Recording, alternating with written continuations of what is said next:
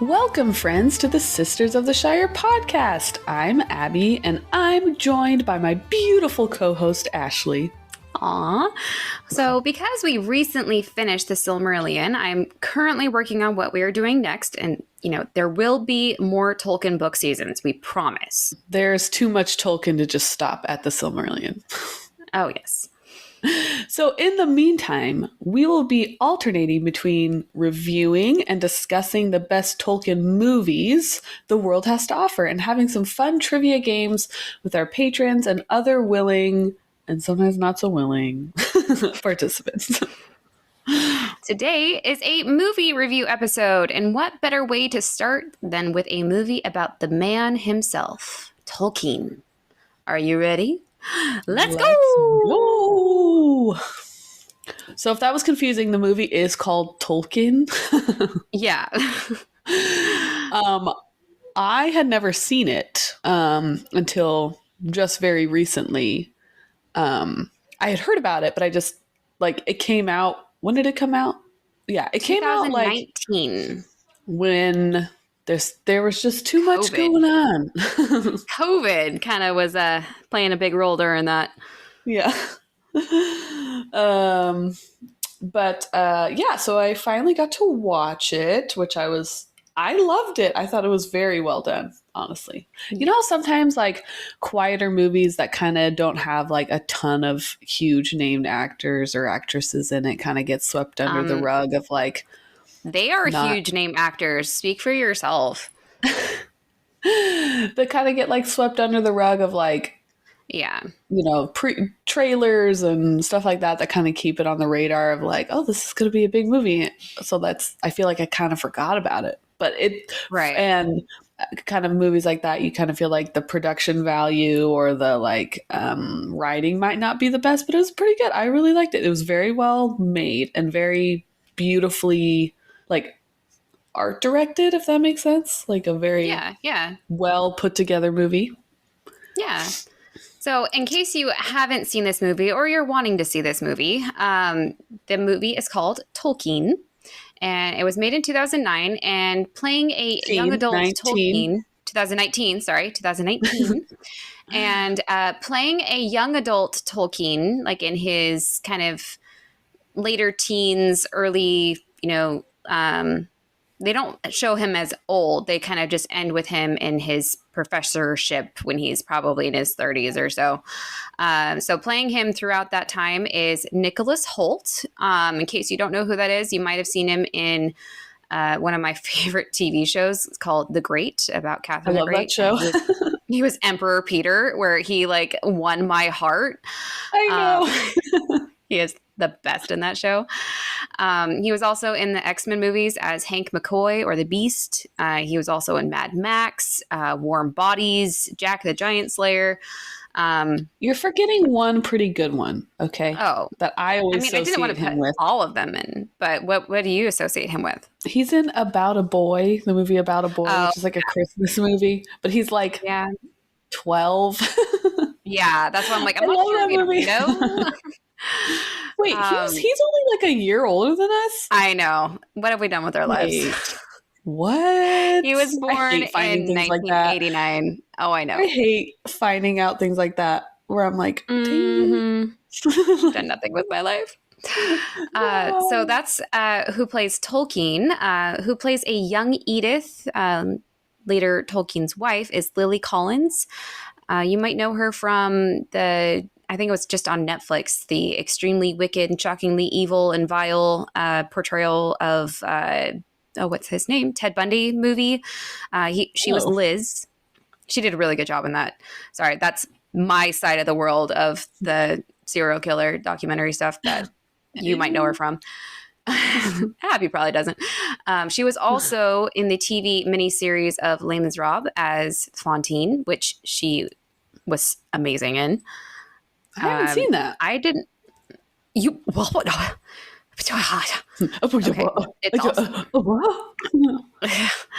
It's also in my Voodoo library that I'm sharing with you. So go for it.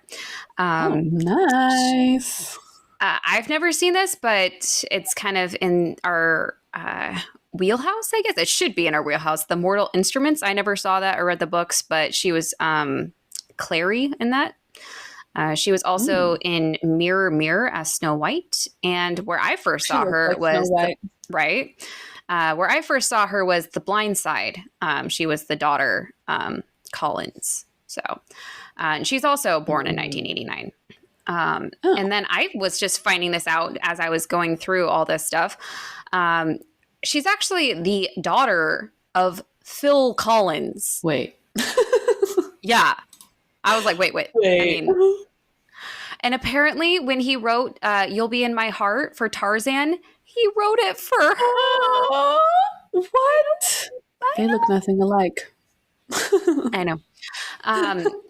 Apparently she also tried auditioning for Twilight, but lost to Kristen Stewart, which kind of, I could see that going either way. She seems too delicate to be Kristen or to be Bella to me. She seems too like tiny and frail looking to me.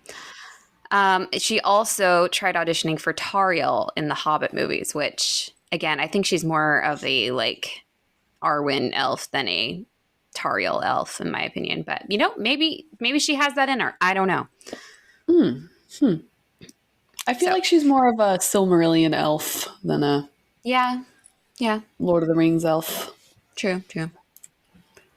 Who would she be? She's too. Well, she has to be Luthien, right? Because she does have to be Luthien. Yeah, you're right. So, I will say that there will be some spoilers, but we encourage you to watch this movie. It's amazing. It's on Vudu, as far as I know. I'm not sure if it's on any other platforms. I rented it on Amazon because I couldn't get the Vudu to work on my TV. Oh, I'm sorry. I couldn't put it on. I had my husband watch it with me, and it was really hard if we had to share my phone screen. Yeah, got it. And plus, we were folding laundry, so. Oh, sure. Two birds, one stone. So I will say though, if you're wanting to watch this movie, it is not. When I tried explaining it to my husband, he's like, was it like the best movie ever? Was it everything you were wanting in a Tolkien, like origin story? I'm like, no. Yes and no. It doesn't full on spell out like, this is exactly where he got this idea. This is exactly where he got this idea. And, they do take liberties. Yeah. It's not his time of life when he's writing those books. Yes, that's what I was trying to say. Yeah. It's the time of life of how he came to be the person he was to get to write those books. Right.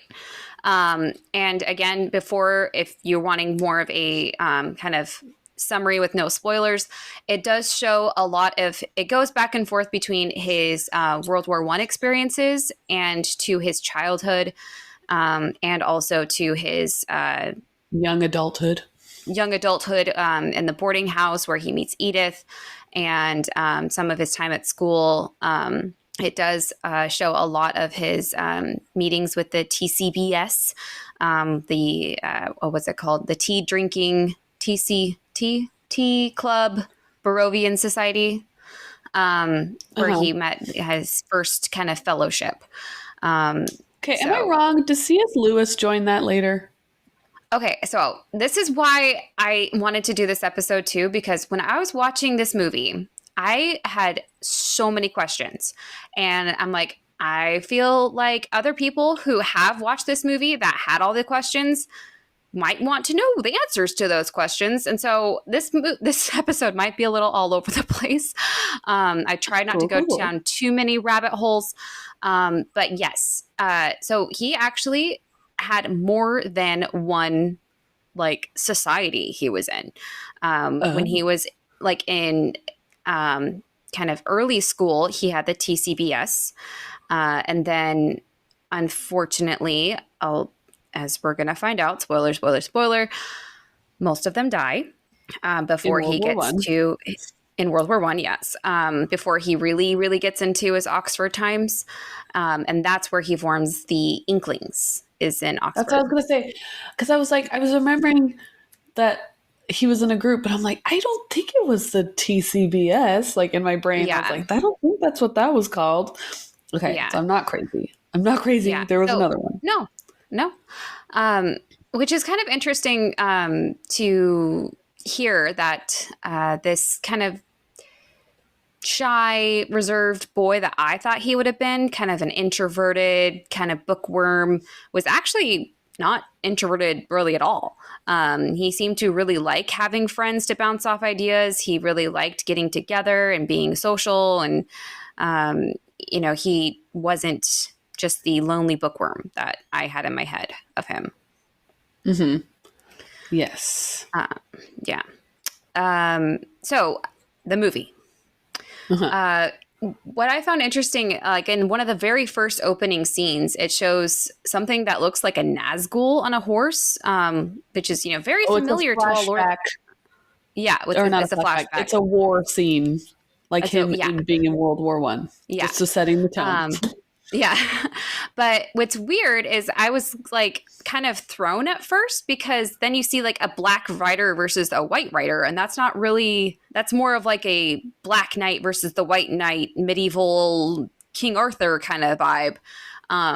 So it's not like side by side comparing with Lord of the Rings exactly. It does bring up a lot of imagery that he might have gotten just, inspirations for Lord of the Rings, if that makes any sense. I mean, he was super into like old English stories like that, like Right. and Norse stories, and stuff like that. So just kind of like we said, it starts out in the Battle of the Somme during World War I France, where Tolkien and actually some of his other friends were in. In case you don't really understand how horrifying this Battle of the Somme was, it's portrayed, I would say, very well in the movie of how There was horrifying half it a was. guy in the tree. There was Yeah. half a guy. It is remembered as one of the bloodiest events of the First World War. On the first day alone, nearly 20,000 British troops died. Which sounds pretty terrible. But then just picture this. The battle went on for another 141 days. And by the end, there were over 1 million casualties. Dang. You saw a lot of them in the movie. You saw a lot of them. Right. So definitely a lot of trench warfare, which is different from your typical like Revolutionary War where they stood in a line and shot at each other, or different obviously from now where we have tanks and drones and things like that. This was guys literally in mud 24/7 and in these miserably wet, cold conditions that were just looked miserable. Yes. I mean, a lot of them died not from being hurt from the other side, but died from like being sick and just like, right. All the grossness and infection that happened from being outside in gross weather for days and days and days and days. Mm-hmm. And I found it interesting that their first shot of Tolkien is you see him writing a letter. And I did like this nod because, you don't think about it very often. How many books do you know that is solely dedicated to letters that author wrote to other people? I mean, we had that book, Letters to Tolkien, which is definitely on my book list, guys. I will get there, I promise. But, I mean, would you want to read, is there a J.K. Rowling book out there of books or letters that she wrote to people? No, like letter writing was such a monumental part of his life and of his creative process that I just liked that they showed that he's always writing letters. He was always, trying to conversate with other people. Mm-hmm. I think, and then they introduced one of my favorite characters of the movie, even though he's in there for so tiny of a time. This like soldier guy that like wasn't, I feel, a close friend of Tolkien, but he was just like there to help him out. But he was like this little cute guy that was like I'll help you out, I guess. Like, Tolkien's character needed to go somewhere. He wanted to go find his friend, and he was kind of like frantic about it. And this little soldier guy was like, I don't think that's a good idea, but if you're gonna go, I'll help you, I guess. Like, I will Yes. go help you. And isn't his name Sam in the movie? Yes, we find out later. He goes by Hodges at first, and then later it says his name is Sam, which is like, like all the I know, I Tolkien said that people too. I was are, like, I'm sure. Yeah. it is Sam. Um, so I was going to bring this up later, but I can bring it up now too. I didn't know this, and maybe I didn't want to go down too big of a rabbit hole, guys, but I had to peek in a little bit. So apparently in World War One, every officer was assigned what's called, and I'm sorry, they're called Batman. They were assigned a Batman. Why That's they're called amazing. Batman, I don't know, but it was just an everyday soldier whose job was to serve with them. So Tolkien tells what appears to be, this Sam. That's that's his Batman was Sam. And Batman. That's amazing. I don't, Batman. yeah, and I didn't want it to go too far. I probably should have figured out why they're called Batmans, but and they did probably take a little bit of what's it called, theatrical liberties here. According to history, this probably didn't happen. But Tolkien did say that he was impressed by the everyday heroism of these loyal Batmen that were, that he saw on the field. And, he, in private correspondence, apparently in letters that he wrote, he confessed that these soldiers were the inspiration for Sam Gamgee. Oh, he was very Sam in this movie. Like, he was very like, I'll help you, sir. Yes. Apparently in Tolkien's biography written by a guy named Carpenter, which again is on my list, guys. He said, my Sam Gamgee is indeed a reflection of the English soldier, of the privates and Batmen I knew in the 1914 war and recognized as so far superior to myself. Ugh, but they're still good guys. Mm-hmm. So after we meet Hodges, we find out that, he's trying to find his friend that he had met, but we don't really get to know a ton about him because it flashes back, and we learn more about Tolkien's childhood, where he lives in Sarehole Mill, England, which definitely has a lot of Shire vibes. And it looks so beautiful. I did some Googling of present day Sarehole Mill, England, and two things popped up, which I thought were amazing. For only £10, you can purchase a guided walking tour today. Like, they had schedules like tomorrow you can go at 10 o'clock, which introduces the scenery that inspired J.R.R. Tolkien when he lived near Sarehole Mill as a child. The tour begins at the mill and takes us to Moseley Bog, passing Tolkien's childhood home.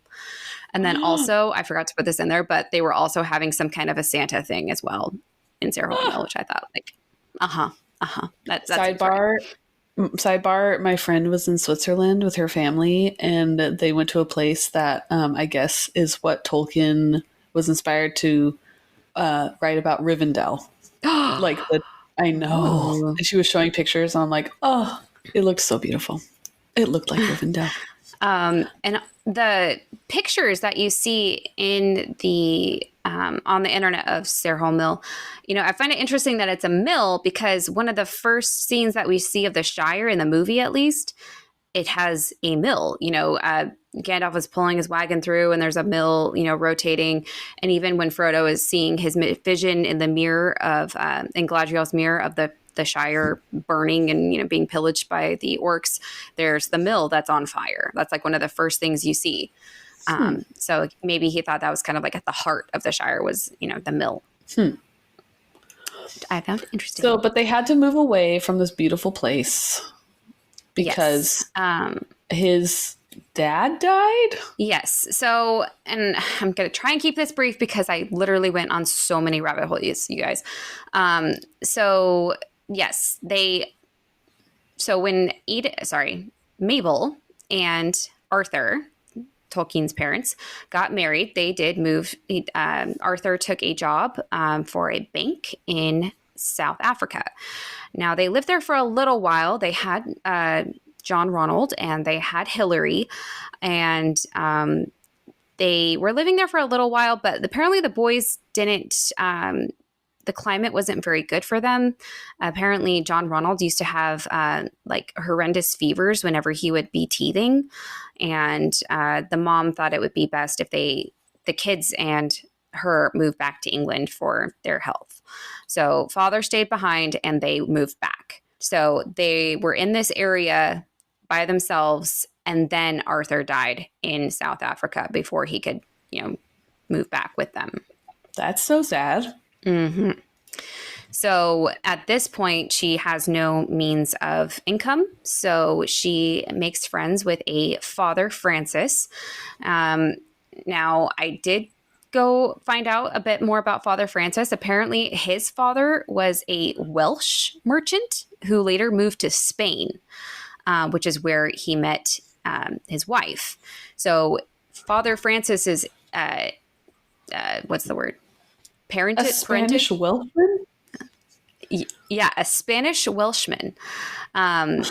So he went to school in Birmingham, England, which was attached to a church. And then he kind of just like, what happens sometimes is they had these schools, and then you could kind of just like, well, I want to stick with the church. And then you just kind of like move over to the other side of the wall, and then you become a priest. Apparently, Father Francis loved music, especially listening to the church choir. Apparently, it was said that he did have a decent tenor voice, but he did just love listening to the choir itself. And I can just see him maybe with Tolkien in a church, listening to the choir, singing, and just truly appreciating the beauty of the music and melodies. And maybe he's that's a where Welshman. Tolkien kind of yeah. And that's maybe. I'm just throwing spitballs out here. Maybe that's where he got his idea with the beginning scenes of the Silmarillion, of the creation. Yeah, of the different choirs kind of singing and adding music lines and competing music things. And yeah, I just was kind of like, wonder if that's maybe where he got it from. But so for Father Francis, while he was a priest, he did spend time teaching at his old school and helping the people in his church, which is how he met a newly widowed woman new to Catholicism by the name of Mabel. Mabel and Arthur? Arthur, yeah. The cutest names. Mm-hmm. Mabel and Arthur. Mm-hmm. So Father Francis takes Mabel and the boys, John Ronald and Hillary, to Birmingham, which is, more of a city town. And it kind of looked to me like Lake Town or maybe Bree. Still, country-ish, but definitely having it definitely portrayed in the movie an emphasis on, how it was dirtier and there was pollution and more machines, and which I found kind of interesting because that's definitely and idyllic. Right. And one thing I loved about their portrayal of Mabel is that she wasn't afraid to use big words or other languages with her children. She tried to share that and kind of lead by example. And she even says one thing specifically that I'm like, that is a definite tie-in to Bilbo. She says there's treasure and then there's treasure. That kind of reminded me of Thorin's quote to Bilbo. If people valued, what was it? What is it, Abby? If people valued more than silver and gold, the world would be a better place, or something. Yeah, valued home. No, I can't. I can't just leave that wrong. If more of us valued food and cheer and song above hoarded gold, it would be a merrier world. Yes. It's one of my favorite quotes. I thought so. So I kind of just liked that bit of tie-in. She also seemed to read for them, which I loved the scene of her reading for them about Sigurd and the dragon, which I didn't really know about, but apparently it's an epic poem that's like over 10,000 lines. It's like a Norse kind of legend, saga, tragic story where it has a lot of dragons. And I love that even as a young age, it showed Tolkien liking languages and making up his own languages. And I feel like that portrayed that very well. I will say that they did show Mabel's death in the movie, and in like the most sad way ever. They show the boys like coming from home from something, and she's just like in a chair. She had just died in her sleep or died at the chair or something.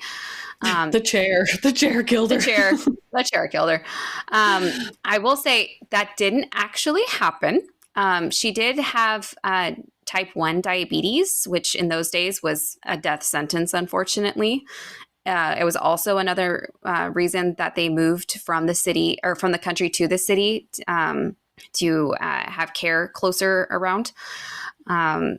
And she actually did die in the house, but the boys were away at school when she died. She died with Father Francis and her sister at her side. So the idea that Tolkien discovered her dead in the movie, not a real thing. And I'm very happy that that's not a real thing because, oh my God. So sad. How traumatic. So sad. And I did find out this really interesting fact from the internet. Sorry, rabbit hole here. But I'm like, why did she have no one else? Why was this Father Francis guy such a big part of their world? Well, I mean, because in those days, like you relied on family. So like, okay, your father dies. Okay, you still have, yeah, you're going to live with the great aunt. You're going to live with, grandpa, whatever. Well, Mabel was actually from a fairly well-off family, but after her husband died, she decided to part ways with her family's religion, which was maybe possibly Baptist, Methodist, Unitarian. It was kind of a mixed bag, but yeah, definitely not Catholic though. And that is what she chose to be. I can't find a reason why she decided to become Catholic. Doesn't really say, but after she did this, the family essentially cut her off, which is another reason why she was so destitute. Yeah. We don't support that on this podcast. We do not support that. No. Rude. No. Rude. But that's actually another reason why Tolkien was so attached to his religion of Catholicism, because he, it was so important to my mother. She practically killed herself for it. Like he always considered her like a martyr for her faith. Is what Which brings it up in a later point. We're not there talking about it yet, but it brings up a very interesting dynamic later on in his life. Oh, for sure. So after the mom died, the brothers lived with Father Francis for a time. And because Father Francis was appointed their legal guardian. And it's interesting to note here that because of Father Francis's citizenship with Wales and Spain, Tolkien came up with languages that were kind of tied into those languages. Apparently, there's a lot of Welsh in some of the early Elvish words. Yeah, because Welsh is gorgeous. Have you ever heard it? It's so cool. And it's one of the oldest languages in the world. Yeah. And sounds like you're singing when you're talking. It's amazing. And there's even speculation that there was a book that might have been on Father Francis's library of like his own personal library in his room that had some riddles or had a story that possibly had a riddle that Tolkien would later use in his riddle battle with Gollum and Bilbo. It was like the one about wind, riddle battle. There was that riddle about wind, like what breaks things. And apparently that's like a really, really old Spanish riddle. I thought that was kind of, tie it in. Well. I will say a lot of the World War I flashbacks they definitely hit, a big part of World War One that was it was very new. And they had to learn why it wasn't a good thing, that they used gas a lot to try and poison or neutralize their enemy. But it was a big part of World War One. That's like a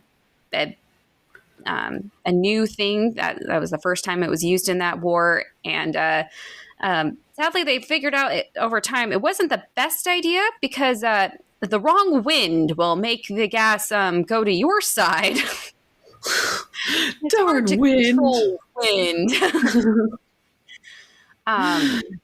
But just I feel like the director did such a good job portraying these poisonous fumes that were around. And I think this was also one of the first wars with blow torches and things like that, that they made look like dragon flame. And the imagery is just very well done of how he could have gotten these ideas of these, like, the dead marshes with the kind of fumes around, and the soldiers and the soldiers. Yeah. So it just, that was one of my, like, I like that. Very well done. Applaud to you. Oh, I like that knowledge. It's in my brain. I like that knowledge. That's some good after tidbits of knowledge. So after the boys lived with Father Francis was like, you know what? I think these guys need some, how did he say it? They need some socialized culture in their lives. They need to be more, what's the word? Civilized. So they live with a Mrs. Faulkner, who was like a prestigious Catholic in Father Francis's parish. So they live with her in her boarding house, and they meet Edith. And, I was like, how did Edith end up in the boarding house? Because it doesn't ever really say. Mm-hmm. Would you like to hear a very, very sad story? Of course. Who wouldn't? So apparently, Edith's mother, her name was Frances, which is Frances, Frances, different than Father Francis, which is an IS, not confusing at all. Apparently, she had Edith out of wedlock, and in fact, never married, never put the father's name on the birth certificate. But it was later revealed that he was the father of a girl that Frances had been hired to be a governess for. Okay. So, okay. Sure. A married man. Yeah. With the help. Yeah. Picture painted.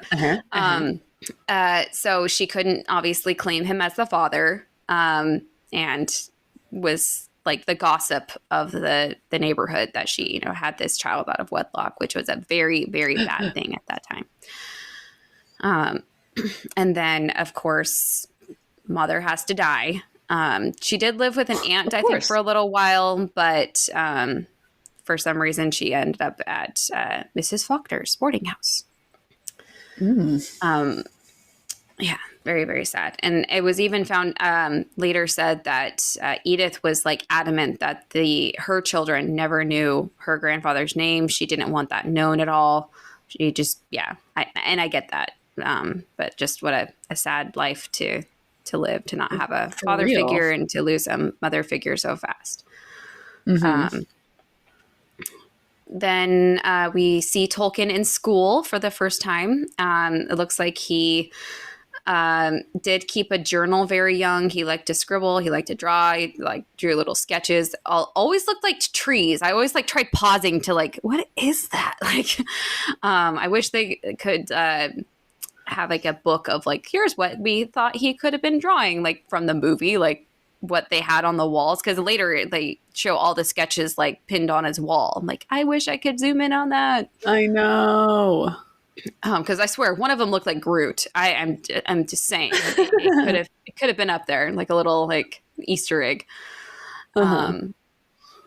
So he's at school, and this is kind of where he first meets his friends, but they're not his friends yet. It actually starts with these kids kind of bullying him, which is, I found kind of an odd route to go, because I'm not sure if that was really in like The Hobbit at all. Like, I didn't ever get the vibe that Merry and Tolkien would bully, or Merry and Pippin would bully Frodo or anything like that. No, I never I think got. like if anything, they'd be like rapscallion, kind of like, you know, grab them around the neck, kind of like Right.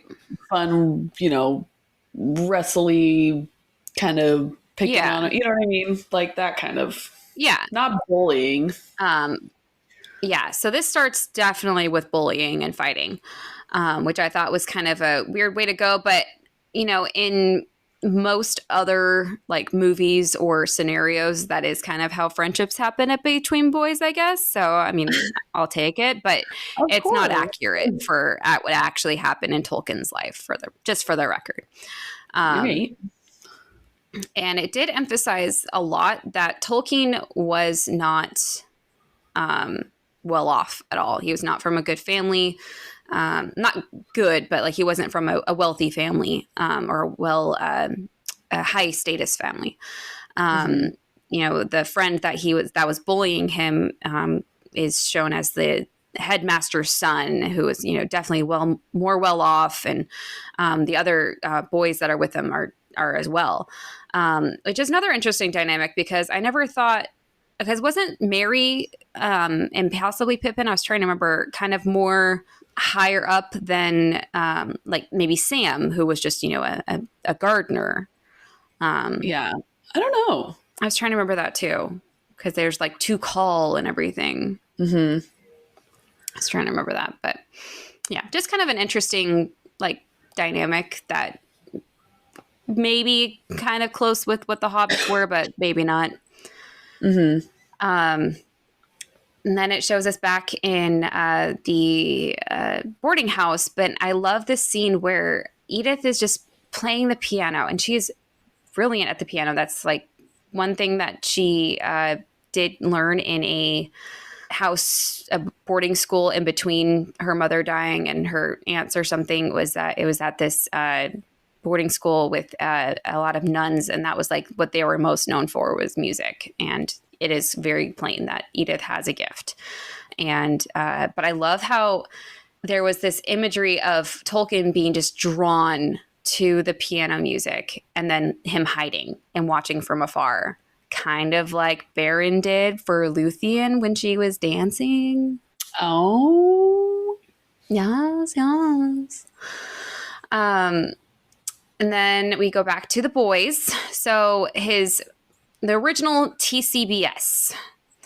So we have Joffrey Smith, who was the poet, Robbie Gilson, who was the painter, Christopher Weissman, who was the composer, and then Tolkien, who was the, I guess, writer. And they really, yeah. Imaginary.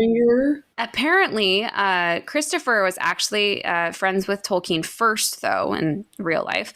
They were first drawn to each other by their love of languages and poetry. And I got the kind of vibe that they were kind of like Rory and Paris, and that they just were kind of more rivals a bit, but they were also friends. So they were kind of always striving in the same direction. Like they were like, yeah. But there was definitely a competitive thing happening, though. So they all, what I loved about this scene, or when they were kind of forming this group, right? So they're these kids that are probably like, I want to say like 16. Am I wrong? Like 16? I was thinking more like 12. Oh. I was saying 16. I could say 16. Let's meet in the middle and say 14. That works for me. That they kind of, like you said, they were kind of like rival. Like the first two friends that kind of started the group were kind of like rivals. But I love that when they formed this group, especially in the movie, I don't know all the historical facts as much as Ashley does, but I'm just going off the movie vibe of what I saw. was these boys who, in this time and age in England, aren't really allowed to pursue hobbies that they love. Like they Right. are pushed to be lawyers or Practical politicians jobs. or bankers or like things like that. But these boys came together and said, I am forced, like, my family wants me to do these things, but I want to be, I have these things that I love. And they kind of like hit all the aspects of like different arts. So there was, Tolkien with his like story writing. There was a composer who wrote music. There was a poet, and then there was a artist, he did paintings and drawings and things like that.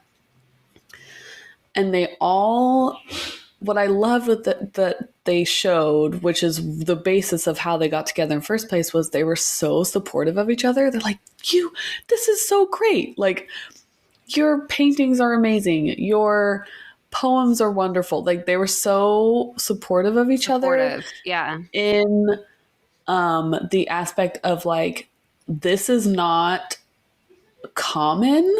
Like, this is not a thing boys our age are allowed to do, if that makes sense. It's very rare that they get to do this if their parents allow them to do this. So I thought it was just so sweet that they kind of had like this, like, they hit every like medium of art and kind of completed each other. I wish that they kind of did projects together. Like, one of them, like the guy who wrote poetry and Tolkien did like a play, and then the composer wrote music for it, and then the artist did like art, like paintings about the play. You know what I mean? I wish that they like all had done something together. I think that would have been cool.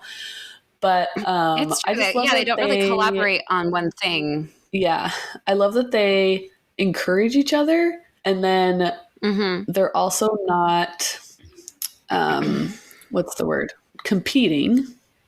It might have happened in the beginning, like when they learn about each other, but they're not competing. They're not. They're just like excited. I thought that was so cute. They're like, "Look what I did! Yes. Look what I made!" Yes. And they're like, "Oh man, that's so great! Loved it." Yeah. And apparently, in the movie, it portrays that Tolkien is kind of this shy one to off to the side. He's very humble, but apparently he was actually the main one dominating the group. His intelligence, just no one seemed to compete with it. Apparently, one at the TCBS would say, "Well, you couldn't feel comradeship with John Ronald. He wasn't the comrade of anybody except himself." So, like, it was not like he wasn't friendly, but he was just on this other level that they're just like, we're in awe of. Which wasn't really portrayed that way. But it would be hard to portray that, though, without him seeming stuck up or something. Totally. But I think too, I think it's nice that they're like, I don't want to compete with you. Like, I don't want to, what's the word? Have that weird tension of like, I got to do better than him or whatever. Yeah. There's no competing. Yeah. Yeah. Apparently in a letter that Joffrey Smith, the poet, he said to Tolkien, he just was encouraging him. And he said that, he was that to Tolkien, like, you are the most important one out of this group. You need to publish your work as soon as possible. He said, you, I am sure, are chosen. And he was writing this letter during the war. He says, make haste before you come to this orgy of death and cruelty. Oh, yeah. That's a little intense. Yeah. Well, he's the poet. But this, he was my favorite. Yeah, I thought he would be. But this feeling that, he was the chosen, like, your work needs to be in the world. You can't just, don't let your life be wasted or in this, battle that we're having to fight. So I just thought that was interesting. I will say they showed another thing with Edith desiring to be out of a cage. She used the cage word, which I thought Eowyn, Luthien, Arathel, like all of the Mhm. women, not all of the women, but a lot of the women in Tolkien have some kind of a cage that they're trying to get out of, which I thought was kind of interesting. Mhm. Um, Mhm. mhm. Um, and then one scene in particular that I loved was so Tolkien is now older. He's maybe like 18 or so. And he's kind of going out to lunch with Edith.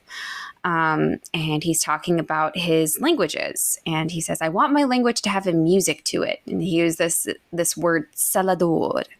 And it's funny how Edith has no like educational, like they're not equivalent at all, like in education, but she is able to keep up with him and able to teach him. And she says, like, a word isn't beautiful just because of its sound. It's the marriage of sound and meaning. They're beautiful Mhm. because of what they Mhm. mean, which I'm like, Edith, you found your man. Yes, Like, queen. Yes, you queen. queen.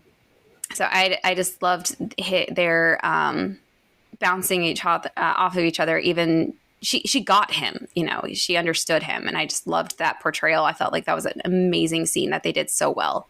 Uh-huh. And I was really wondering. There's also a scene where they Edith just like throws a sugar cube at someone.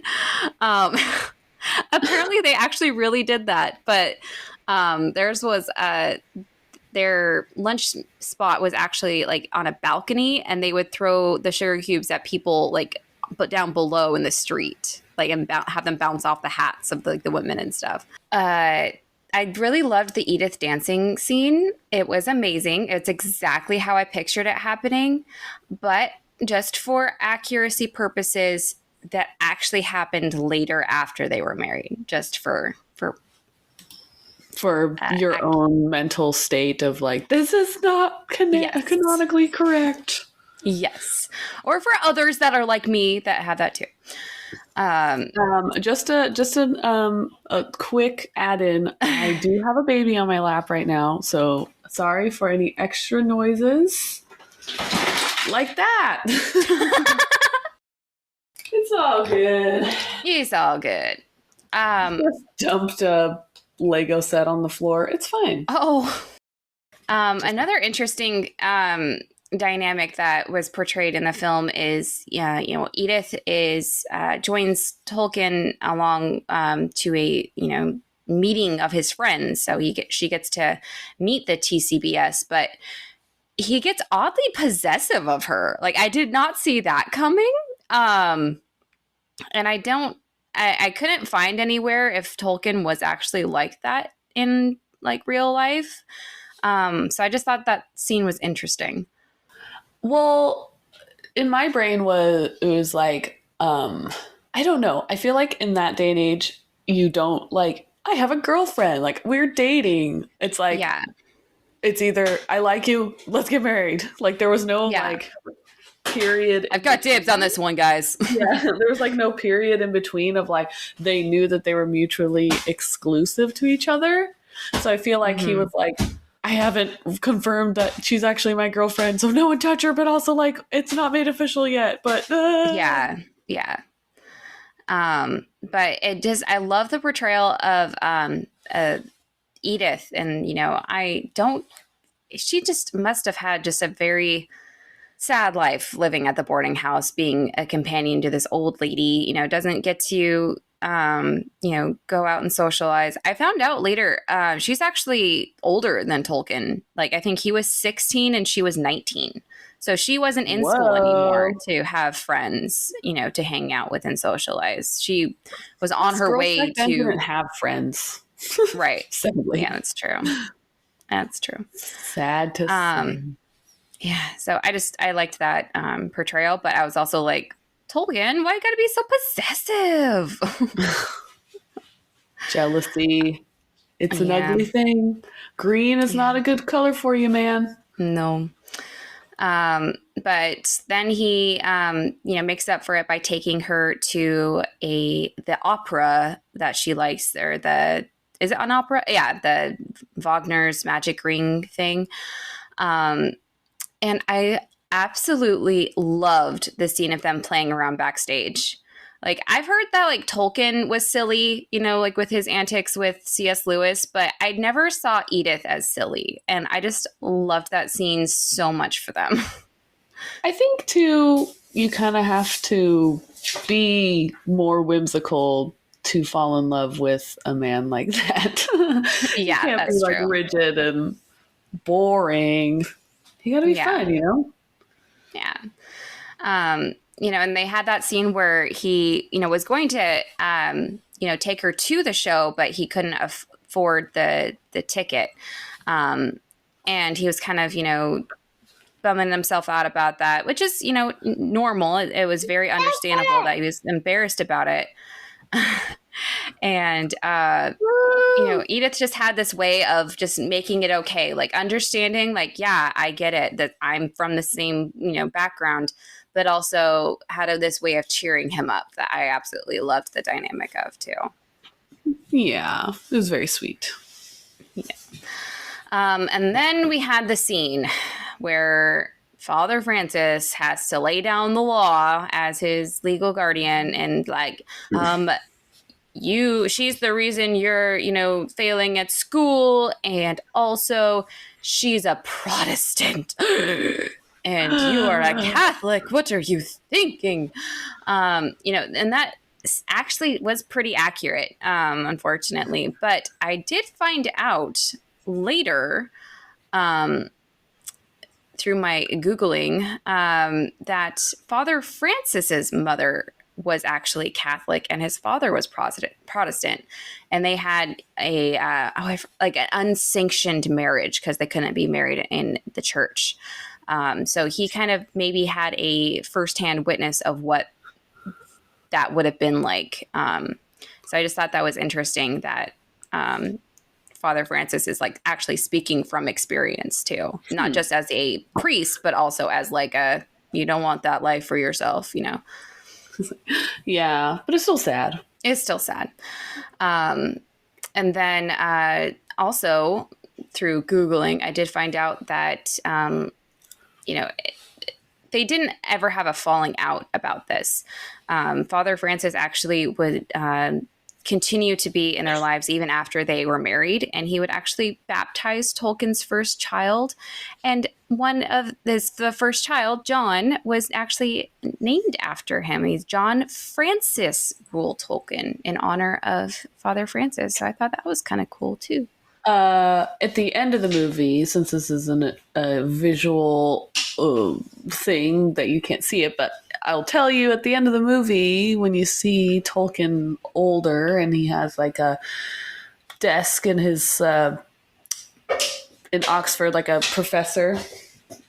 He has pictures on his desk, and he has his wife and children, and it's funny to me because in the frame, it's his wife and child, but also Father Francis, like standing behind his wife, like they were taking a picture together.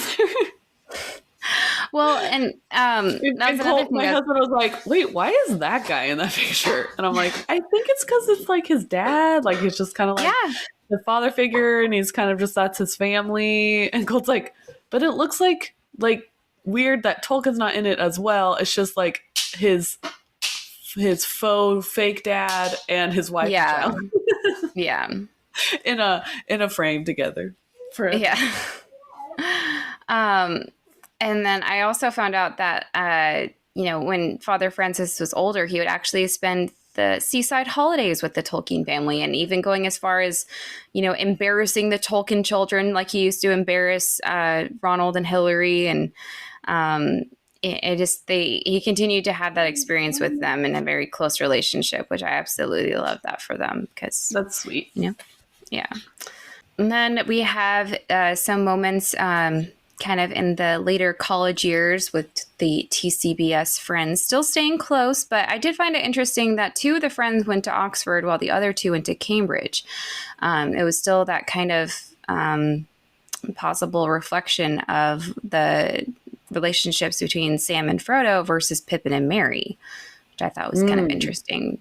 That they were all friends, but they still had these two separate lives of yes. of friends. Mm-hmm. Yeah. Okay, so Tolkien. Oh, go ahead. It's coming up to one of my more interesting parts that I was like, "What?"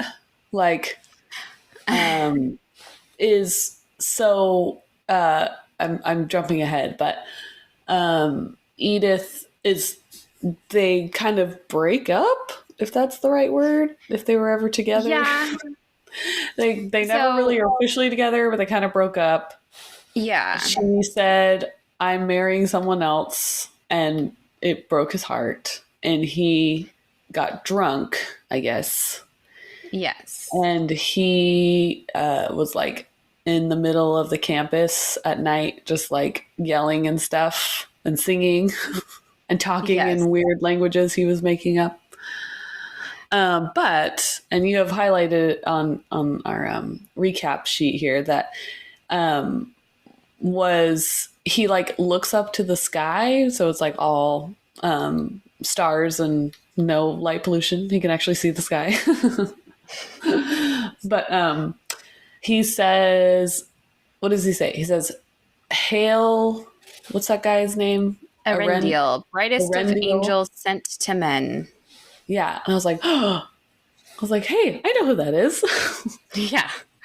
Nod to the Silmarillion people out there.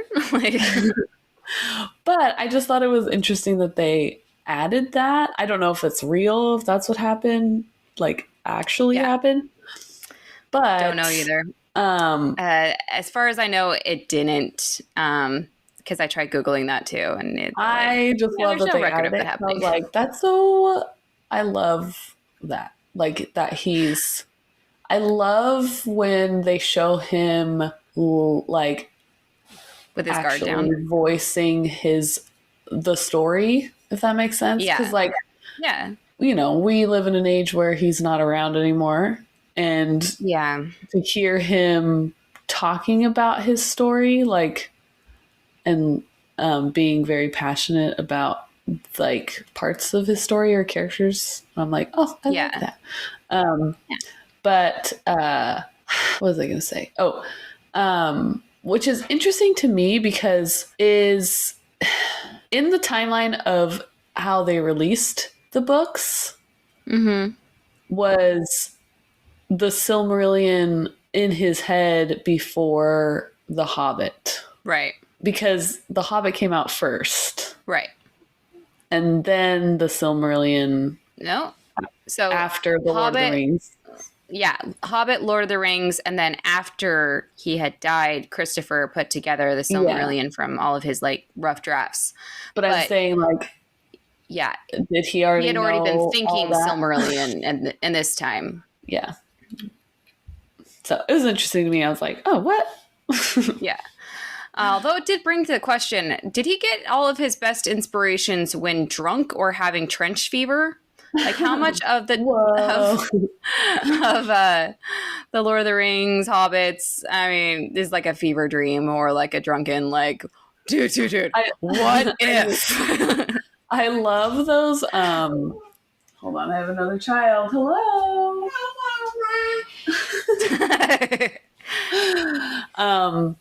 What if the star was a dude? I love those like tweets people have that are like, I had a really bad fever and I thought I had the most amazing idea, so I wrote it in my notes app, and it's like this like, what if we made duck clothing? Like it's just like stuff like that. It's like, yes. So when I think of like him having fevers and he's like, what if there were talking trees? Yes. No, but real though, like how many of those like conversations or ideas were lost in the fever dream of Tolkien? Oakley has things to say. Okay. What do you think, Oakley? No. Oakley, can you say Hobbit? Say, in a hole in the ground there lived a hobbit. Can you say hobbit? Oh, he's showing you something, but you can't see it. Sorry, everyone. Sorry. Mystery. So after that, he meets a professor that is a professor of languages, philology. I cannot say that word, but you know what I'm saying. And they have a really interesting conversation about words and languages, and not just words, but like an explanation behind the meaning of the word. And, they have a cool thing about the word oak that I thought was really beautiful. But I actually did some background on this professor, and he had a crazy, crazy life. Like, I know, like, oh, I wonder who that guy was. I wonder if he was interesting. Oh my gosh! So apparently he started working as a donkey boy. So literally Donkey boy. at the age of 6, it was his job to lead a donkey-drawn cart full of tools to the smithy to be sharpened. And then after that, he was in charge. He was a bobbin doffer. He was responsible for replacing and removing bobbins in a mill. Bobbins. Bobbins. Come on, Bobbins. He didn't learn his letters and numbers until he was 15. And he said, reading and writing for me were as remote as any of the sciences. So then he was a wool sorter. Like this guy. And that's when he became fascinated with languages, and he began to attend a night school. And then at the age of 18, he started his own night school, teaching other people. And then he went to a university, and it was apparently really far away. And he walked 250 miles to this university just to save money. What? Like, he walked there one time? Or yeah, I think so. Yeah. Walked there and then lived there? Yeah, I think that's how it went. Okay, because I was like, what? Yeah. So, yeah, it didn't make that clear very much either. But, yeah, I think that, like, I'm going to go to college, guys. Bye. And I'm going to save me money. So I'm going to walk the 250 miles Dedication. to go to college. I'm going to earn my education. So after that, he went back to another college in England, and he said that a pupil of his at the time at that college said, with a piece of chalk he would draw illustrative diagrams at the same time with each hand and talk while he was doing it. Like, what an interesting teacher. Yeah. Wow. Yeah. I had a teacher that was kind of like that, but he was my English teacher. Maybe it's an English thing. Maybe it's like maybe. Yeah. But he was kind of like that. And he was like, he would just go off on these things, and then he would like draw other parts of the lesson while he was talking about something else. And I'm like, how does your brain work? I don't understand. Yeah. But I definitely got some Gandalf vibes from him. Did you at all? I got more Bilbo, like where he was like, where he was like really dismissive. Like he was like, stop asking me questions. He's like, I don't want to waste my time with you. Like he never like fully like older Bilbo, not Hobbit Bilbo. Yeah. Does that make sense? Yeah. Like I could definitely see that. Yeah. Where he's like, I want to teach you, but I also want to do my own thing, so don't bother me. Yeah. But then they had a language about, or a conversation about what Tolkien's last name was, like the origin of it. And I didn't know this until the movie when I watched it for the first time. Apparently, it translates to foolhardy, which is like amazing. I love that he knew that already. He's like, I know. Yes. I mean, foolhardy. And then they have a conversation he's trying to explain that, I've invented languages. I really want to be in your class because, after all, what is language for? It's not just the naming of things, is it? It's the lifeblood of a culture, a people, which I thought was very apt. But then I love also he does mention Middle Earth. He's like reading a book. It doesn't really say it, but he's like Middle Earth, and then they like move on. I'm like, oh, and then they have more sketches of orcs and dragons, and you see him writing Feely and Keely, I believe, is what I could maybe make out. So I just love these little nuggets of the Lord of the Rings and Hobbit that we get. I also did find it interesting that, he found his new major. Like, he had to, like, his life was in disarray. I got to get myself settled down, and then I'll write Edith. Like, once I get my life together, then I can, like, okay, now I can focus. A few minutes to write a letter. It takes a few minutes. Yeah. Jeez. Yes. People back then loved the what's the word? The drama of like waiting forever. It's like, come on. Yeah. We're too impatient nowadays. And then all of his friends have, I almost said registered in the army. That's not the right. Enlisted in the army. But randomly Christopher was in the Navy, and I couldn't find out why he joined the Navy and the rest were in the army. But maybe his dad was in the Navy or something, and he's like, maybe, yeah. I was trying to find that out too. Yeah. But what's interesting is that they actually tried to enlist, like, as they held off their enlistment as long as they could, because they were so, not obsessed with school, but they, they wanted to finish it. So Tolkien finally got his degree, and then he enlisted. And unfortunately, like, he probably did get some ridicule and waiting. I'm not sure if you've ever seen any. Yeah, I'm not sure if you've ever seen any movies related to World War I enlistment at that time, but it was like rude, a lot of judgment. If you ever saw Downton Abbey, they literally had these girls that handed out these white feathers because they were supposed to be cowards. Isn't there a movie called? Wait, isn't there a movie about that? Yeah, I forgot what it's called though. Isn't it called Four Feathers? Yes, Four Feathers. Yes. So for them to wait so long was tricky socially, but Tolkien definitely just wanted to make sure he finished his degree, and then he enlisted. Michael Sheen in that movie. Sorry. What? Michael Sheen's in that movie. Oh, yeah. So then we have this conversation with Edith visiting Tolkien right before he gets on the boat. And they have this amazing, amazing scene where, he admits that, you deserve magic. And he says that he loves her, and it's amazing. And then, he leaves and he's trying to be the good guy, and then he runs back and he kisses her, and it's amazing. And I was like, oh! So why were we even worried? We knew it would happen eventually. Well, yeah. But part of you was wondering, like, wait a minute, like, are they going to change the movie? Like, yeah. So then we have a flashback to Tolkien still looking for his friend, Joffrey Smith.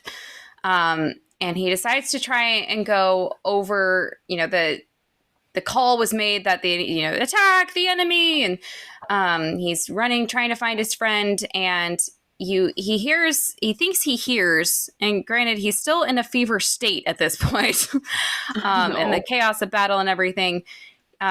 He hears, and you kind of see very quickly, possibly Joffrey yelling out. But what I found interesting is that throughout the movie, the friends called him either John or Tolkien or Tollers, which I thought was an interesting nickname. But they don't call him Ronald. Ronald was what his mother and his brother called him. Uh-huh. So I thought, like, maybe that was like the director's way of trying to say, like, to prove that it was like a dream or a vision. You know, why he wouldn't have called him Ronald in every day. Yeah. But yeah, very heartbreaking scene, and more cool black spirits and Nazgul, and there was even the really cool like I image love of that they. Sauron and the smoke. Yeah. Yeah. I Yeah. love that they made the Nazgul form into like or was it the dragons or the Nazgul that they formed into like the flamethrowers that were going into Yes, the I love that. trenches, and then Mm-hmm. like and then it was like a fiery smoky thing that looked like a Balrog, and then it turned into Yes, Sauron. It was like, yes, whoa. yeah. They did such a good job with that, because it still looks very realistic. Look, but yeah, you could see how in a fever dream state or in a terrified state, you could, see something else for sure.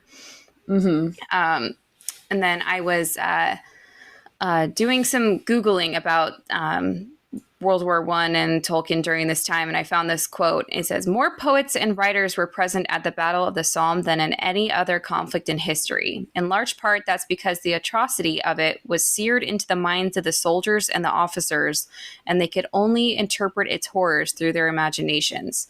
Tolkien stresses this, showing when in the movie, translating flamethrowers as dragons and imagining, or perhaps partly hallucinating, monstrous forces over the battlefield. The film accurately presents Tolkien's suffering as a result of the filthy and wretched conditions, coming down with trench fever and trench foot, barely surviving. And then while recovering at the hospital, Tolkien jotted down notes on his experience, and many of them were incorporated into The War of the Ring and the epic fall of Gondolin. I love that image that when he's like kind of like not hallucinating, but well, but he's just kind of in this like state of shock over Mm-hmm. the artistic direction of looking out at this like grisly battlefield Mm-hmm. where everything's gray and Yeah. cold and smoky and just so heartbreakingly depressing looking. Like it just looks so Mm-hmm. sad. And then there's the white horse that comes in, Yes. and they Yes. just like, was there anybody riding on it, or was it just a white No, it was horse? just an abandoned horse, I think. Yeah, but it reminds me of when Gandalf is coming over the ridge, and there's just like a light like Yeah. that comes I down, thought of that too. where Shadow effects. where Aragorn's like, we're not gonna win this. Like Yeah. this is like we can't do it. And then, which I love that. Like I know it's totally not the genre or not the thing we're talking about, but like in Avengers, when the very at Endgame, you've seen Endgame, right? Yes. Yeah. Yeah. When So when like Captain hope is America lost, and then yeah. Captain America turns around, he's just like totally defeated, and then like this light comes over him, and I'm over his shoulder. I'm Yes. like, yes, Yeah. yes. I love it, love it. So then, after he manages to survive that, I mean, that's pretty impressive that Tolkien did that. He wakes up in a hospital, and Edith is at his side, and somehow Edith never leaving his side was just the proof that Father Francis needed to be on board with their marriage. Like, I guess really? she's cool. Yeah, I guess I she's, guess she's right. worth it. Yeah. But apparently, when they did get married, she did convert to Catholicism like beforehand, because Tolkien kind of insisted on it. Probably because of his mother and his attachment to the religion. He just wanted it to, let's just wrap this in a nice Catholicism bow and just be all one thing. But apparently much later in their marriage, she actually started to possibly not like Catholicism anymore. And they finally had this like big fight about it. And then she's like, basically says like, I want to worship in my way, and I will like, I'll do it my way, but I'll look like I'm doing it your way. Okay. deal. And so, to all outward appearances, she was the ideal Catholic wife. And then she just kind of believed her own thing, which good for her, like to. Yeah. You do you, girl. Yeah, exactly. And then I loved the scene of Tolkien riding the bike. I know. Apparently, I looked for pictures if there was any pictures of actual Tolkien, but apparently there's not. But apparently this was a thing that he did a lot. He would ride his bike with his professor robes like trailing behind him. Adorable. Adorable. It did show a lot of the conflict between Edith and Tolkien. Tolkien just seems like he's a kind of distracted, not really present father, unfortunately. Husband. Which could have been, husband, which could have been the case. We don't know. I have a question. Yeah. You would know this answer. Would I? So he comes back from war, they get married, they have children, and the not flash forward, but like the more present times when you see like him kind of being this professor and kind of his children are like 10. Yeah. Maybe 6. Anyway, he's like talking, or she's kind of giving them this ultimatum of like, hey, you're not happy, and it's making everybody else in the house not happy, and you better figure out what you want to do or give up, please, because I'm tired of taking care of everything. So what time, like, how old was he when he started writing The Hobbit? Whoa. I'm so sorry. It's okay. It just scared me. I'm actually not sure. I know it was when he was a professor, because it didn't portray it exactly, but the movie does end with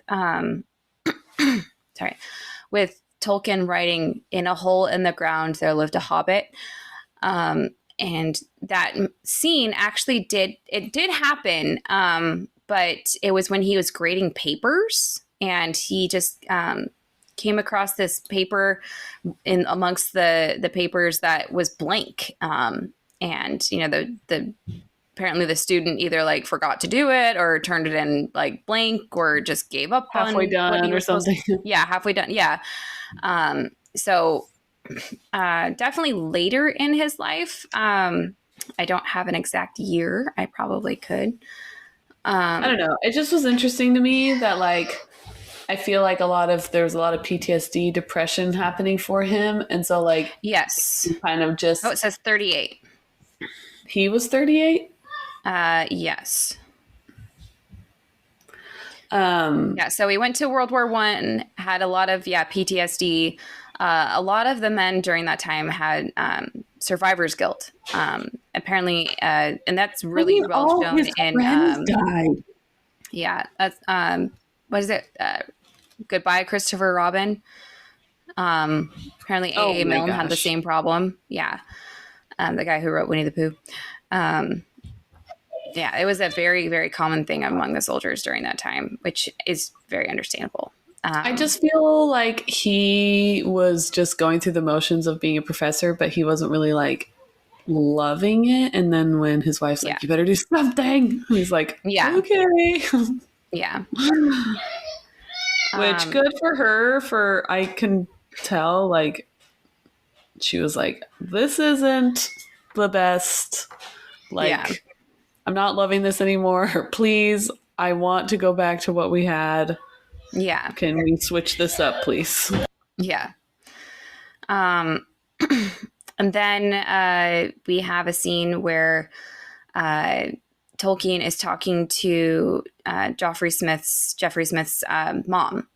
And I'm sorry, why couldn't she have just published the thing? She's like, I don't think I will. Like, to give context, he wants to publish his friend Jeffrey's book of poems, which was kind of a hidden secret from the world. Yes. Like, he didn't publish it because, like I said before earlier, that it was kind of like a frowned upon thing to have men You fulfills what a wholesome frivolous hobby. hobbies. Yeah.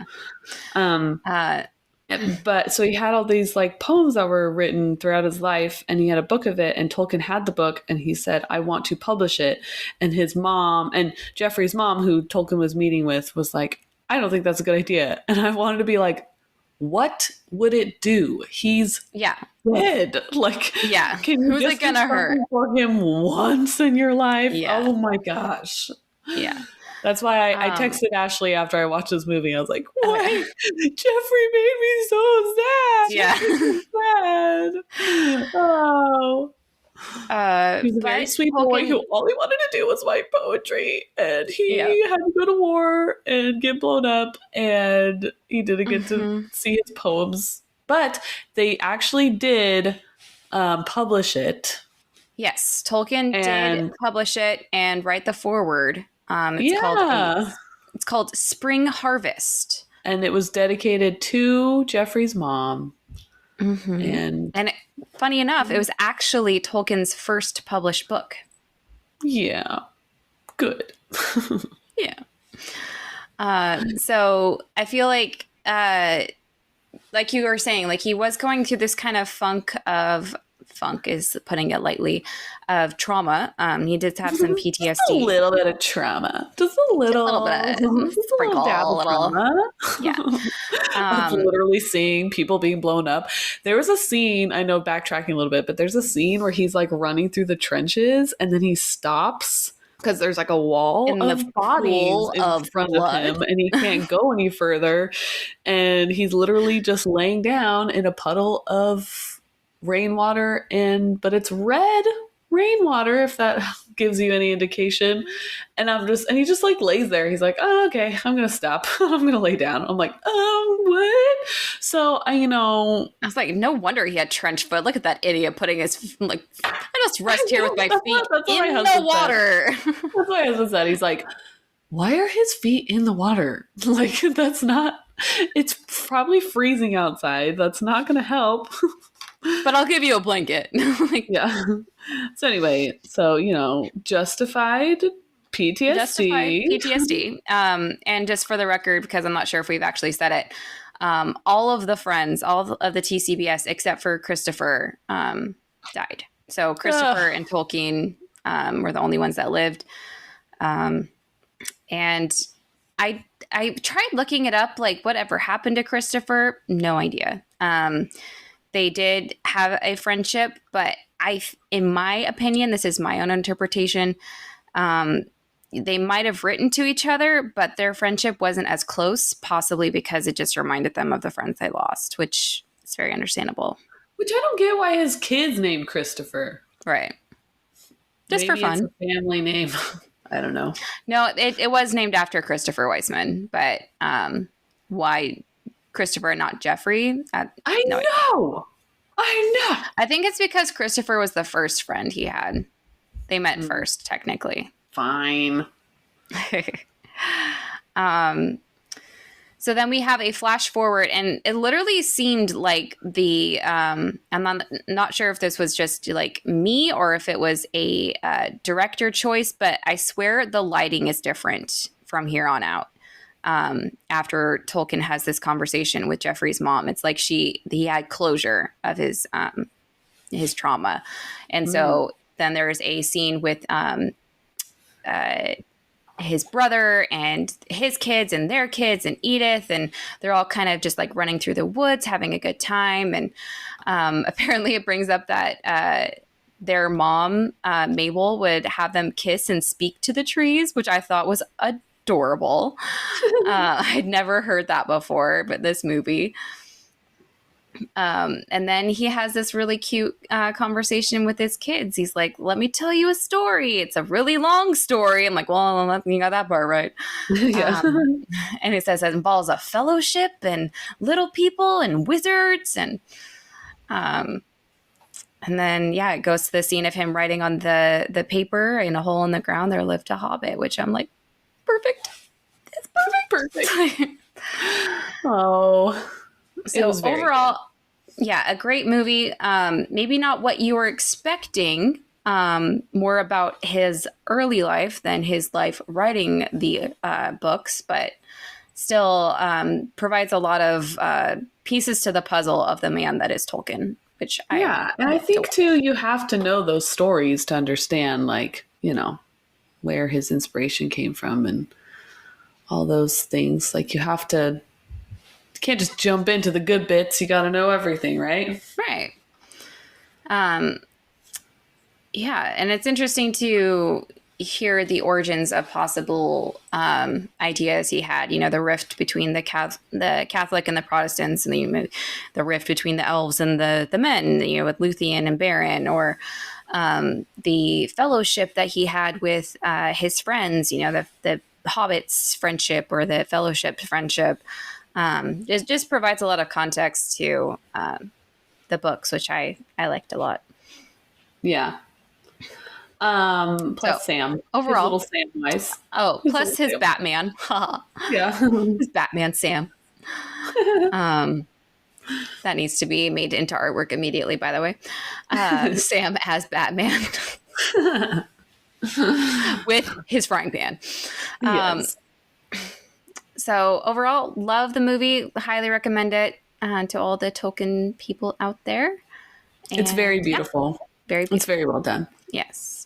Be sure to follow us on Instagram at Sisters of the Shire Podcast. Become a patron and join our Patreon at patreon.com/Sisters of the Shire Podcast. You could become a dwarf friend of the Shire, like our buddy Dan, or elf friends of the Shire, like our buddies Krishane and Tom. And we wanted to say thank you so much for joining us on the podcast, you guys, and thank you so much for your support. We couldn't do this without you. And yeah. If you haven't listened to their trivia episodes, you should listen to them. We're working on Krishane, but she's busy. She's got a life, which is totally fine. But Tom and Dan's trivia, yeah, what's that like? No idea. Tom and Dan's podcast, our trivia podcasts, are out, so you should listen to those. Please be sure to rate us on whatever platform you listen to your podcast on. And since it's been a while since we had world news, there have been quite a bit of moving amongst the countries. Canada moved up, just took over the Netherlands. It's now fifth. Israel took over Norway. Finland took over Ireland and Denmark. Iceland took over Ukraine, Japan, Greece. It's now 33rd. Russia overtook Colombia, which is a funny world war in my brain. No, my mother country. Come on, Colombia, you can do better. And then Uzbekistan, apparently maybe they had like a binge weekend or something like that. They were 60th, and now they're 48th. So wait, you get it, Uzbekistan. I'm going to Colombia this month. Maybe I should just listen to it while I'm there and bump up Colombia's numbers. I've wondered if you could do that. I'm going to do it. Watch me. You do it. All right. Well, thank you so much for joining us. And until next week, I've been Ashley. I've been Abby. Can you say, hi, I'm Oakley. And I'm here too, as Fox. Hi, Fox. Can we say, hi, I'm Oakley? He bonked his head. He's a little sad. And this has been the Sisters of the Shire podcast. Hold on. I'm trying. Shush. Shush, you guys. Oh my god. At least it's not literally like someone yelling like, wipe my butt! Or, Mommy, why is my poop on the floor? Yeah. Mom, my arm fell on. Happy holidays, everybody. We're so glad you're here, and we hope you join us next time. Bye. Oh no, bye.